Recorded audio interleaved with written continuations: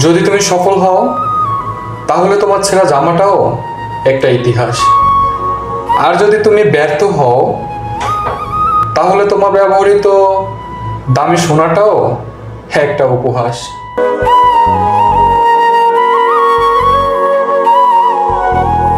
নিজেরা ভালো হও, পরের দিকে আঙ্গুল পরে উঠাও।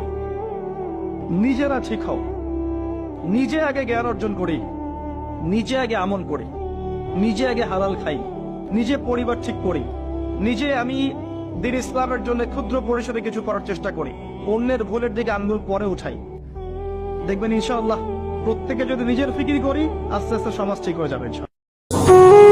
শত্রু বানানোর জন্য ঝগড়া করতে হয় না। আপনি সমাজে কিছু ভালো কাজ করেন, দেখবেন আপনার শত্রু এমনিতেই হয়ে গেছে। আর এটাই হচ্ছে আমাদের বর্তমান সমাজের বাস্তবতা।